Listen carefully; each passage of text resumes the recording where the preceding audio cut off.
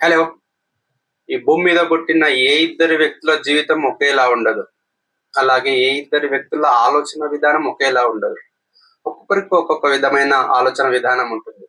కొంతమందికి ఒకటి నచ్చుతుంటే ఇంకొకరికి వేరే ఏదో నచ్చుతుంది. ఒకరికి హీరో ఇష్టమవుతే ఇంకొకరికి వేరే ఏదో హీరో ఇష్టమవుతాడు. ఒకరికి నచ్చింది ఒకరికి నచ్చాలని లేదు.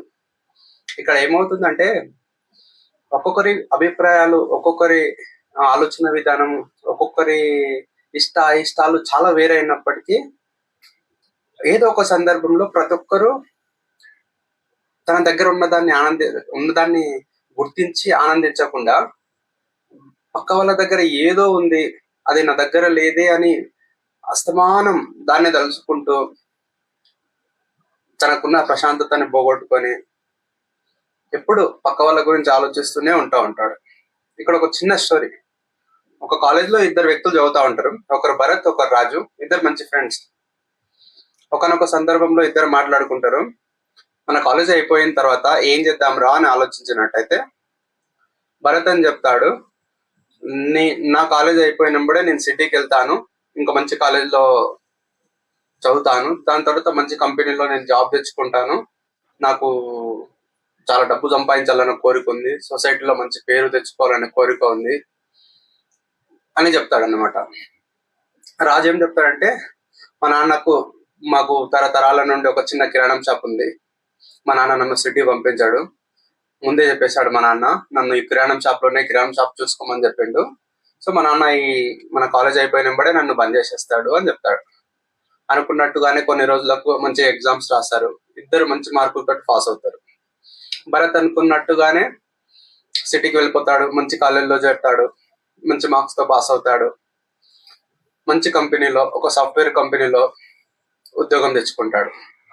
దాని తర్వాత యథావిధి కింది స్థాయి నుండి కొద్దిగా బాగా కష్టపడి ఎన్నో ప్రాజెక్ట్స్ ఉంటాయి, ప్రాజెక్ట్స్ చేసుకుంటూ అలా ముందుకు సాగుతూ ఇంకేదో సాధించాలని, మంచి ప్రమోషన్ తెచ్చుకోవాలని, ఉన్నత స్థాయిలో ఉండాలని నిరంతరం కష్టపడుతూనే ఉంటాడు. ఉదయం లేవడం, ఆఫీస్కి వెళ్ళడం, రాత్రి ఎప్పుడూ రావడం, కుటుంబానికి దూరంగా సిటీలో ఒక యుద్ధం చేస్తున్నట్టుగా తన జీవితాన్ని కొనసాగిస్తూ పోతా ఉన్నాడు.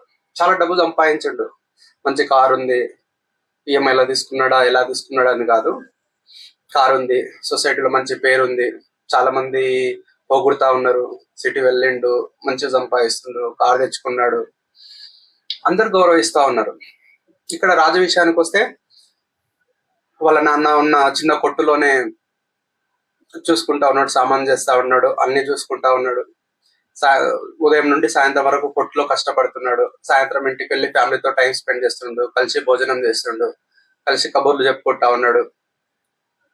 హ్యాపీగా తనకున్న దాంట్లో కొద్దిగా కూడబెట్టుకొని తన కిరాణం షాప్ చిన్నగా ఉన్న దాన్ని ఇంకొద్దిగా పెద్దగా డెవలప్ చేస్తూ ఒక షాప్ కాస్త చిన్న కిరాణం షాప్ కాస్త హోల్సేల్ కిరాణం షాప్ గా మార్చుకుంటూ ప్రశాంతంగా గడుపుతూ ఉన్నాడు అనమాట.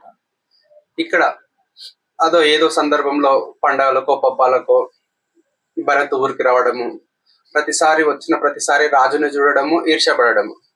అరే నాకన్నా వీడికి డబ్బు చాలా తక్కువ ఉంది, కిరాణం షాప్ లో చేస్తుండు, నేను వీడికన్నా డబ్బు ఎక్కువ సంపాదిస్తున్నా, మంచి పేరు ప్రఖ్యాతులు ఉన్నాయి, నాకు ఒక కారు ఉంది, రాజుకు కారు కూడా లేదు, ఇంకా మంచి కంపెనీలో నేను జాబ్ చేస్తున్నా, నాకు మంచి పొజిషన్ ఉంది, కానీ ఎప్పుడు చూసినా రాజే ప్రశాంతంగా ఉంటాడు, ఎప్పుడు చూసినా సంతోషంగా ఉండు, తన నవ్వులో ప్రశాంతత కనిపిస్తా ఉంది, అది నా దగ్గర లేదే.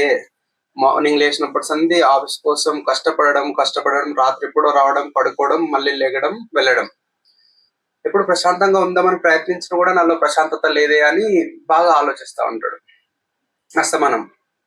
ఇక్కడ రాజు విషయానికి వచ్చినప్పుడు కిరాణం షాప్ లో ఉన్నప్పుడు చాలా మంది వచ్చి ఇట్లా అంటా ఉంటారు, నీతో పాటు చదువుకున్న వ్యక్తి భరత్ కదా, వాడికి వచ్చిననే నీకు కూడా మార్క్స్ వచ్చినాయి కదా, భరత్ హ్యాపీగా సిటీకి వెళ్ళి మంచి సాఫ్ట్వేర్ కంపెనీలో జాబ్ తెచ్చుకొని ప్రశాంతంగా బతుకుతుండు, మంచి డబ్బు సంపాదిస్తుండు, కార్ తీసుకున్నాడు, సొసైటీలో మంచి పేరు తెచ్చుకున్నాడు, నువ్వు కూడా ఈ కిరాణం షాప్ వదిలేసుకొని సిటీకి వెళ్ళిపోయి హ్యాపీగా బతికేసేయచ్చు కదా అని ఎంతో మంది చిత్త సలహాలు ఇస్తానే ఉన్నారు. బట్ రాజు ఎప్పుడు కూడా దాన్ని పట్టించుకోలేడు, ఆలోచించలేడు, వాళ్ళని కూడా తోసిపుచ్చలేదు. హ్యాపీగా కిరాణం షాప్ లోనే మార్నింగ్ వెళ్ళడం, ఈవినింగ్ వరకు ఉండడం, తన పని చేసుకోవడం, ఇంటికి రావడం, ఫ్యామిలీతో మాట్లాడడం, కాసేపు కలిసి తినడం, ఇలా ప్రతిరోజు జరుగుతున్న యాక్టివిటీలోనే ప్రశాంతత కోరుకుంటున్నాడు. రాజు ఎప్పుడు కూడా భరత్ ని చూసి ఈర్ష్యపడలేడు. అరే నాతో పాటు చదువుకున్నాడు, సెటిల్ అయిపోయిండు కదా అని ఎప్పుడు అనుకోలేడు. భరత్ తో ఎప్పుడు పోల్చుకోలేడు. ఉన్న దాంట్లో చాలా తృప్తిగా ప్రశాంతంగా ఉన్నాడు. కానీ భరత్ విషయానికి వచ్చినట్టయితే కష్టపడుతున్నాడు, డబ్బు చాలా వస్తుంది, కానీ తనకేదో తక్కువైంది. అంటే ఇక్కడ రాజు గాని వేరే ఎవరినైనా సరే ప్రశాంతంగా ఉన్న వ్యక్తులను చూసి నాకు ఈ ప్రశాంతత లేదే అని చెప్పేసి అస్తమానం బాధపడతా ఉన్నాడు. ఇక్కడ మనం అర్థం చేసుకోవాల్సిన విషయం ఏంటంటే, ఇప్పుడున్న సొసైటీలో అందరూ భరత్ లాంటి వ్యక్తులే ఉన్నారు. రాజు లాంటి వ్యక్తులు ఏ 1% మాత్రమే ఉన్నారు. అంటే తనకు ఏదైతే ఉందో తనని గుర్తించి దాంతో ఆనందపడే వ్యక్తులు చాలా తక్కువ మంది ఉన్నారు. తన దగ్గర భరత్ లాంటి వ్యక్తులు ఎట్లా అంటే, తన దగ్గర ఎంతున్నప్పటికీ ఇంకేదో తక్కువైంది, పక్కవాడి దగ్గర ఇది ఉంది, నా దగ్గర లేదు. వాళ్ళు ఎక్కడికో వెళ్తున్నారు, నేను వెళ్ళలేకపోతున్నా.